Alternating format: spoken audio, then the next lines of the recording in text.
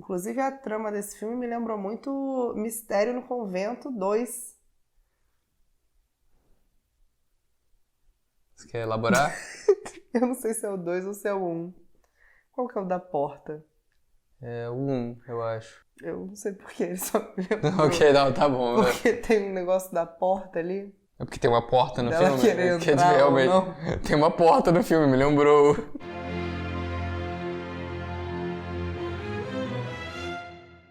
Olá pessoal, bem-vindos à Trecheira Violenta. Eu sou o Osvaldo, essa é a Karina. E o filme da vez é Noites Brutais, do original Barbarian, de 2022. Foi o primeiro longa escrito e dirigido por Zach Cregger, que já tinha feito uns filmes antes, mas foram feitos em duplas. Esse é o primeiro que ele está dirigindo sozinho. O filme estrela Georgina Campbell e o campeão do estrabismo voluntário Bill Skarsgård. E também Justin Long dos Olhos Famintos. Noites Brutais é mais um filme original de terror que tem chamado a atenção esse ano. Saíram vários desses agora em outubro. É um filme com uma estrutura bem diferente, é meio difícil falar dele sem entregar muito da história, do que ele é, mas o que dá pra gente comentar é sobre a premissa inicial e qual foi a ideia do diretor com ela. Porque eu tava vendo como que esse filme aconteceu, e o que aconteceu foi que o diretor tava lendo um livro de autoajuda que falava sobre medo, e esse livro falava sobre como as mulheres têm que prestar atenção e dar significado para as várias red flags que elas veem dos homens. E o objetivo do diretor foi, cara, eu vou escrever uma cena que bata no maior número de red flags possíveis pra fazer uma coisa meio tensa. E daí veio a ideia original de fazer esse Airbnb que a mulher vai chegar e já vai ter um cara lá aqui desconhecido e ela tem que passar a noite com um cara esquisito. Essa situação foi o máximo de red flags que o diretor conseguiu. Aí ele colocou o Bill Skarsgård pra aumentar um pouquinho. Pô, era um áudio de zap meu, eu dava uma história melhor pra ele, cara. Que isso? Acaba que essa é uma ideia simples, uma história de suspense, e o filme vai tendo várias viradas que fazem com que a história se aproxime mais de um terror trash do jeito que a gente gosta. Mas o doido é que esse filme é uma história original e bem esquisita, só que ele começou a chamar atenção, porque começou a receber muitas críticas positivas, e aí o filme foi um sucesso de bilheteria, e até agora ele já conquistou 10 vezes o orçamento dele nas bilheterias, cara. Muita gente tá pedindo pra gente falar sobre Noites Brutais aqui, acho que muito por ter uma galera famosa do terror no elenco, e também porque a galera tem curtido o filme, e a gente também curtiu. A gente achou uma história bem criativa e bem tensa e vamos falar mais sobre ela agora. Mas antes da gente falar mais sobre ela, eu vou pedir pra vocês se inscreverem no canal se vocês não forem inscritos ainda. Comentem aí embaixo se vocês já assistiram Noites Brutais, o que vocês acharam desse filme. Deixem outras recomendações de filmes pra gente falar aqui no canal também. Acompanhe a gente nas redes sociais, os links estão aí embaixo na descrição do vídeo. Se você gosta do nosso trabalho aqui na Trecheira Violenta, então considere virar membro. Quando você é membro, além de apoiar a gente, você também ganha acesso a conteúdo exclusivo que a gente libera para os membros aqui no canal e também pode escolher alguns filmes pra gente falar aqui no futuro em votações dos membros. Esse é um filme que a gente recomenda ver sem saber nada, porque tem muita coisa esquisita, muita virada na trama dele. Isso não é um aviso de spoiler, é só uma recomendação que eu tô fazendo aqui agora antes da gente falar da trama. E vamos também falar aqui rapidinho do Shirt of the Grave, que tem essas camisas maravilhosas aqui de filmes trash dos anos 80, de outros filmes também, né? Vários tipos de filme de terror diferentes. A gente tá aqui usando umas que a gente achou muito legais do site, o Basket Case, Possession. Tem muitas outras pra galera que gosta de, sei lá, filmes do Lucio Fulci, tem camisa lá. Muita coisa alternativa que você provavelmente não vai encontrar em outros lugares, então confere aí o site do Shirt of the Grave. Então é isso, vamos à trama. A protagonista de Barbarian é Tess, uma jovem que está indo para Detroit fazer uma entrevista de emprego e aluga uma casa no Airbnb. O problema é que quando ela chega de noite na casa, já tem um cara desconhecido ficando lá que diz que alugou a casa por outro programa de aluguel. Sem muitas opções mais, Tess resolve dividir a casa com esse homem, interpretado pelo maravilhoso Bill Skarsgård. Até que no segundo dia, Tess começa a perceber que a situação nessa casa é bem mais macabra do que parece e que tem um perigo real rolando ali. Essa premissa é muito boa e ela funciona muito bem como um thriller, desses do tipo que a gente não sabe se o Bill Skarsgård de fato é um cara bem intencionado ou se ele é um psicopata ali que vai fazer alguma coisa com ela. Principalmente porque a gente consegue se colocar no lugar do protagonista. Porque é uma situação rara, mas não é nem um pouco impossível de acontecer. Pode ser que dê um chabu aí no Airbnb e 2 pessoas aluguem ao mesmo tempo. É totalmente plausível. E o Bill Skarsgård tá mandando muito bem aqui porque ele tá interpretando o cara como uma pessoa normal ali, ele não é agressivo. Mas ele tem essa coisa de um cara ser meio simpático, meio atrapalhado, ele tá meio nervoso com a situação, esquisito ali. O que pode ser uma pessoa normal, que não tá acostumada ali, mas que dá uma vibe meio Norman Bates também pra atuação, sabe? Uma coisa meio psicopata, não sabe como falar com as pessoas, o que eu achei que funcionou bem. A construção da cena é muito boa também, porque começa com ela errando a senha do negócio lá de pegar a chave, até que ela consegue abrir, aí ela não acha a chave, e aí nesse meio tempo acende a luz da casa e ela percebe que tem uma pessoa ali. E aí foi aquela situação esquisita, porque ela não sabe se ele tá mentindo ou não, se ele de fato alugou a casa por outro aplicativo. Ele é só um cara misterioso que tá convidando ela pra ficar ali na casa com ele e na real não tem muita opção. O que eu acho legal disso é que o Bill Skarsgård parece que tá tentando transformar essa situação num date esquisito ali, o que deixa tudo mais bizarro pra protagonista, mas isso me lembra um pouco esses filmes de comédia romântica que tem uma trama que é bizarra por natureza, mas todo mundo age como se fosse completamente normal e romântico. Mas esse filme é tipo isso, ele pega uma dessas situações de comédia romântica e mostra como se fosse um terror na visão da menina, o que é interessante, né? Porque se o Bill Skarsgård fosse o protagonista, talvez o filme fosse outra vibe, esse parte pelo menos, talvez fosse uma comédia romântica. Isso é um dos temas principais do filme, que até os próprios personagens discutem, que é sobre como mulheres têm que encarar essas situações do cotidiano com muito mais cautela do que homens, o que é representado em vários personagens e situações da trama, que a gente vai falar mais depois na Spoiler Zone. A protagonista é uma boa personagem, ela é uma personagem bem esperta para filmes de terror, inclusive, pelo menos no começo. Isso porque a situação começa a ficar esquisita quando ela fica presa no porão da casa e ela acha uma passagem secreta muito esquisita e a primeira reação dela é falar: hoje não, Faro, e não entrar na parada. E aí, eventualmente, ela arranja uma solução para iluminar o corredor escuro, bizarro que tem na porta. Com o espelho e a luz do porão, consegue ver uns negócios macabros ali.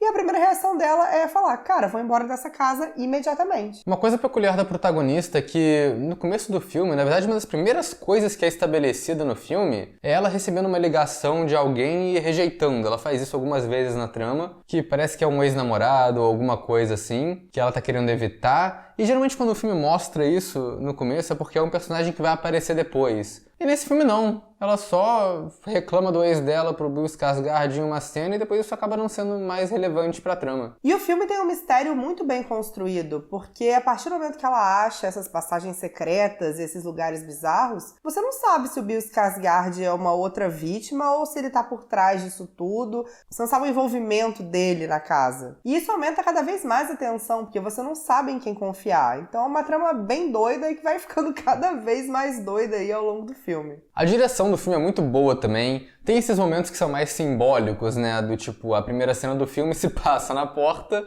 e acaba, entra o título do filme quando a protagonista finalmente entra e corta pra uma tela preta, já vai uma coisa do tipo, ok, esse foi o momento que não tem mais volta, ela entrou no lugar. Tem uns bons momentos da montagem ali pra mostrar o raciocínio da personagem. Quando ela tá presa no porão, você vê, sem muito diálogo, ela procurando o celular no bolso. Aí mostra o celular em cima da cômoda, fora do porão, e depois ela pega assim a chave e você vê que a chave da casa tá com ela, não tá do lado de fora, não dá pra ninguém entrar na casa pra salvar ela. Umas coisas que mostram assim que ela tá presa ali dentro sem precisar necessariamente falar isso pra gente. E tem uma coisa que eu gosto muito aqui que a fotografia faz também, que eu achei irado, que é como esse bairro é apresentado. Porque a primeira cena do filme se passa de noite e quando a protagonista olha pro bairro ali numa panorâmica, tem um monte de luz ali bem colocada que faz o bairro ficar escuro, mas parece ser um bairro de subúrbio normal. Mas aí de dia repete praticamente esse mesmo plano e na luz do sol com tudo iluminado você vê que o lugar é podre, é tudo sucateado, as casas caindo aos pedaços, os carros que você via antes tá tudo tipo sem roda, jogado ali.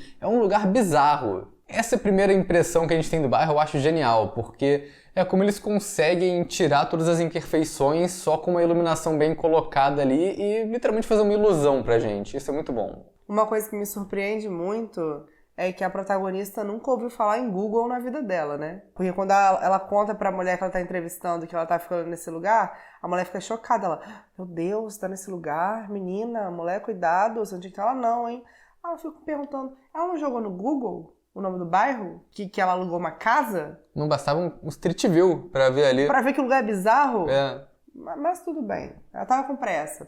Mas como a gente disse várias vezes, esse é um filme que muda muito de trama. Então, pra gente falar melhor sobre ele e sobre essas viradas todas, a gente vai entrar na spoiler zone, estejam avisados. You've just crossed over into the spoiler zone. A maior dúvida do primeiro ato do filme é se Bill Skarsgård é um psicopata ou não. Mas essa dúvida é resolvida muito rápido, porque eles vão descobrindo esse porão secreto na casa, e aí uma porta vai dando em outra porta, eles descobrem que tem um sistema bizarro de túnel ali embaixo, junto com uns quartinhos de cativeiro ali, um negócio horroroso, até que o primeiro ato acaba com a versão com desconto da menina Medeiros, do REC, socando a cabeça do Bill Skarsgård na parede até ele morrer. Eu achei muito legal essa premissa do porão secreto e de todas as coisas que eles vão descobrindo ali, um negócio que fica cada vez maior. Eu achei muito tenso todas essas cenas deles explorando e descobrindo que tem cada vez mais coisa, porque é um passado desconhecido ali. Mas tem essa coisa também que é meio real que acontece, que tipo, já vi em Reels do Instagram ou nesses TikTok repostado, essas coisas, que a galera tipo, compra uma casa ou aluga uma casa e aí descobre um porra de um quarto secreto, de uma escada que dá pra lugar nenhum, porque tem esses lugares bizarros assim nos Estados Unidos, então isso é muito crível também, é uma parada doida. E eu me amarrei na estrutura de roteiro desse filme também, que é uma coisa quase os filmes do Grito, que são várias histórias diferentes de gente sendo amaldiçoada na mesma casa, e de vez em quando elas conectam umas com as outras. Porque quando a trama desse filme começa a ficar bizarra, do nada ele te joga pra um personagem novo, em outro lugar, em outro tempo, e você demora um pouco pra entender o que tá acontecendo até ver como se conecta na casa. Então depois que Bill Skarsgård morre, do nada a gente corta pro Justin Long andando de carro numa estrada na Califórnia, cantando uma música feliz da vida. O que eu achei muito doido, porque eu nem sabia que o Justin Long tava no filme. Eu só falei, que porra é essa? De onde que ele veio, sabe? E o personagem dele é pra ser um cara escroto. Ele é um astro de Hollywood que tá sendo demitido por ter estuprado uma atriz. Só que ele é interpretado pelo Justin Long, cara, que é o cara mais bonzinho, carismático.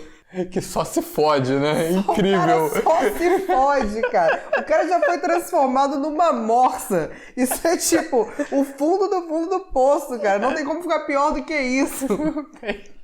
E ele tá super bem no papel, que torna um personagem bem complexo, na verdade. Porque ao mesmo tempo que ele é um bosta e você odeia ele, a gente dá umas risadas numas situações que ele passa, do jeito que ele fala, assim. Ele é engraçado, cara. Ele é um cara engraçado naturalmente. Ele é o dono do Airbnb, né, que tá sendo alugado ali, só que ele não sabe da existência dos túneis e desses negócios macabros. E aí, como ele tá prestes a declarar falência, ele vai lá pra tentar identificar por quanto que ele consegue revender a casa. E aí, quando ele descobre esses lugares completamente insalubres, ele simplesmente fica muito feliz, porque isso vai valorizar o imóvel, porque o imóvel é maior. E aí ele pega uma fita métrica e sai medindo tudo. E aí é bizarro, porque os lugares vão ficando progressivamente mais bizarros, mais assustadores, e parece todo mundo em pânico, porque ele simplesmente continua medindo o negócio ali e ficando feliz. Ele, porra, isso vai triplicar o valor desse negócio. É muito bom, cara. E é muito doido que a história do filme nem para por aí também, porque quando a trama do Justin Long finalmente encontra com a trama da protagonista, o filme de novo muda pra te mostrar uma história de origem da casa. E aí ele nem muda só a trama, ele muda o visual todo. A gente vai pra um flashback lá dos anos 70 ou 80, numa razão de aspecto diferente, filmado com uma lente grande angular diferente que distorce o filme todo. Toda a dinâmica da direção muda, vira uma coisa muito mais impessoal, você acompanhando o personagem ali pelas costas enquanto ele tá andando pros lugares. E essa história da casa é a história de um serial killer que é interpretado pelo Richard Brake. O que de novo foi outra grande surpresa, porque do nada ele aparece e eu nem sabia que Richard Brake estava no filme também. Então isso foi interessante. Frisar que esse filme não é dirigido pelo Rob Zombie. Pois é. Por isso que é bom. Isso foi tão gratuito, cara. Foi. Eu acho legal que é um filme que vai te dando várias dicas do que tá acontecendo e você vai juntando os pontos pra entender a trama. Quando mostra o Richard Brake caçando vítima, você já entende que o quarto de cativeiro existe porque ele sequestrava mulheres e deixava presas ali. E o que é legal é que isso nunca é mostrado, é uma coisa que você simplesmente olha e entende. E aí você vê ele comprando uns itens de bebê porque uma das mulheres que estava em cativeiro ficou grávida. E aí, pela mulher bizarra do REC que tá andando pela casa, você deduz já que é uma pessoa que tá em cativeiro há muito tempo. E aí, depois disso, o filme confirma que, na verdade, ela é fruto de incesto entre o Richard Brake e as filhas das mulheres sequestradas, que também cresceu em cativeiro. O que é uma história muito horrível e muito grotesca e brutal, mas muitos dos detalhes estão nos visuais do filme ali escondidos. Mas eu acho esse filme muito ousado por isso, porque é uma troca de gênero muito bizarra e que vem do nada. Porque no começo você acha que ele é um thriller de suspense, e no final ele termina como uma trecheira safada. E eu gostei tanto disso que no final do filme, quando tá tendo um confronto épico entre Justin Long, protagonista, e a menina Medeiros do REC com desconto em cima de uma caixa d'água, eu só tava olhando isso pensando, cara, como é que a gente chegou aqui? Esse não é o filme que começou com o drama do Airbnb com Bill Skarsgård? Tipo, o que aconteceu? O vilão principal do filme é conhecido como a mãe, que a gente prefere chamar de REC com desconto, e é um monstro bem esquisito que pode não ter um visual inovador, mas a dinâmica dela é. Porque o lance é que ela é essa criança, fruto de incesto, que cresceu nos túneis da casa com os únicos contatos com o mundo exterior sendo o pai Richard Brake, que é um serial killer estuprador, e uma fita VHS que ensina como amamentar. Que a gente vê ele comprando no flashback, inclusive. E isso criou a personalidade dela, e que todo mundo que aparece ali na casa, ela entende como um filho. E isso gera aquelas cenas bizarras dela dando aquela mamadeira grotesca pro Justin Long e pra protagonista. Ele literalmente mamando no peito dela. Justin Long só se foge. E aí os personagens que tentam fugir dela ou que interferem nessa fantasia dela de ser mãe, simplesmente ela mata.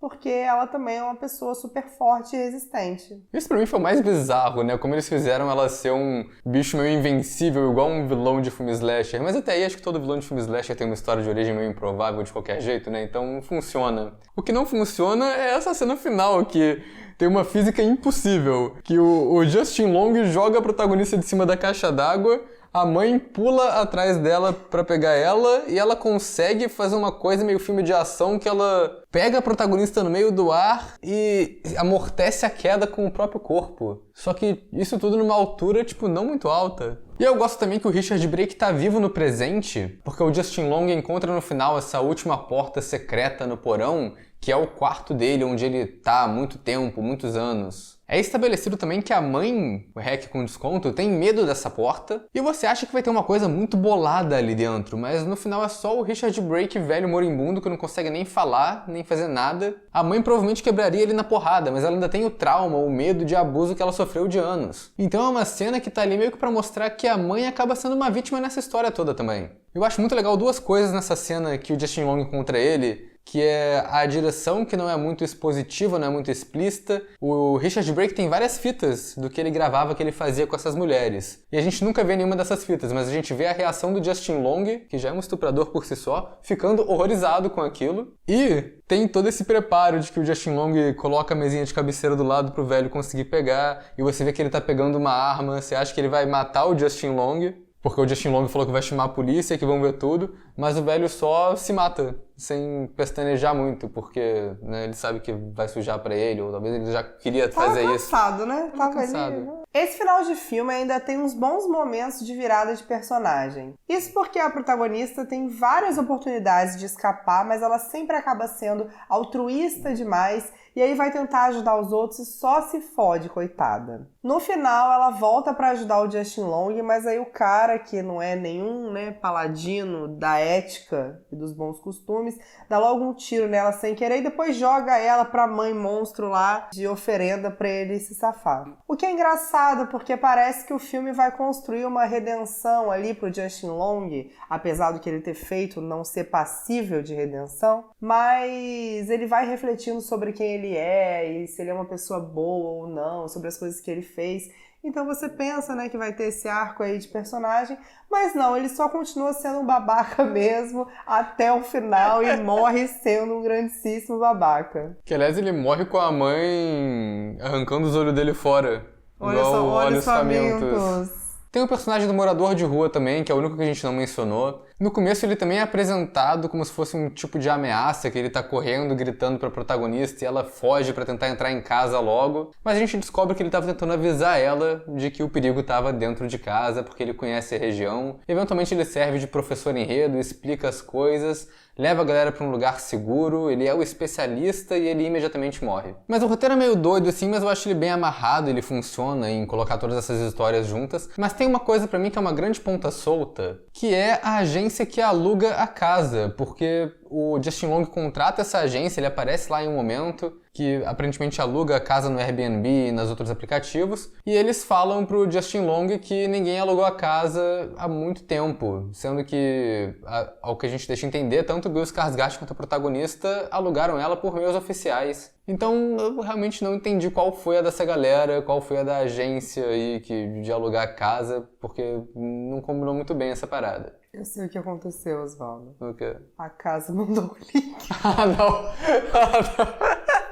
Mas pra encerrar, acho que dá pra gente falar um pouco sobre o comentário que o filme faz, principalmente na história principal, né, que deu origem ao filme, sobre as questões das red flags, porque o filme brinca muito com essas questões de gênero, né, de como o homem e uma mulher na mesma situação não podem lidar com a situação da mesma forma, enquanto pra mulher aquela situação do Bill Skarsgård na casa é completamente desesperadora, pra ele era normal, era um date, né, vamos tomar um vinhozinho aqui, de boa. E isso é mais evidente no começo do filme, mas também tá presente em situações menores, tipo quando o morador de rua vai avisar a mulher, ele vai correndo desesperado e ela não pode se dar o luxo de ouvir o que o cara tem a dizer, ela quer estar em segurança e já fica receosa ali, com razão.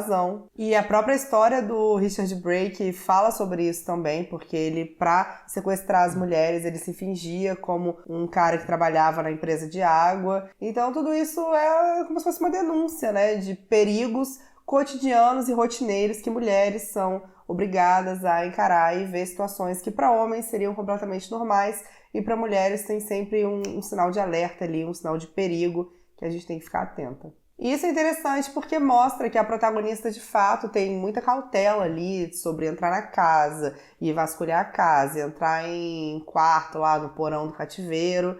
E os homens não, eles simplesmente vão explorando, tanto o Bill Skarsgård quanto o Justin Long numa proporção muito mais ousada, né? Chega a ser quase cômica e não crível, mas parece que o filme todo mostra essa dinâmica aí, tem esse contexto. Se o Bill Skarsgård só tivesse escutado a protagonista e falado, não, real, vamos embora, não ia ter acontecido nada. Mas ele realmente teve que olhar pra porra da escada que desce pra uma masmorra enorme no túnel e falar, descer esse negócio aí, vou lá ver o que é. Mas então, Noites Brutais é um filme que surpreendeu demais. É um desses filmes bizarros de terror que são quase 2 em 1, mas que funciona e que tem uma proposta muito original e criativa. Pra mim ele foi tenso, foi trash, foi esquisito assim na medida certa. Coloco ele como muito bom.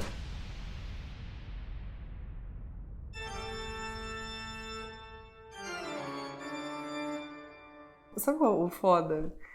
Eu ia entrar na casa. Eu tenho certeza. Ainda mais que eu olhar pra cara do Bill Skarsgård, as red flags iam formar um coração. E eu ia falar, ai, acho que é o destino. O destino trouxe o amor da minha vida pra mim. E eu entraria com certeza. Que ódio de mim mesma, mas eu entraria.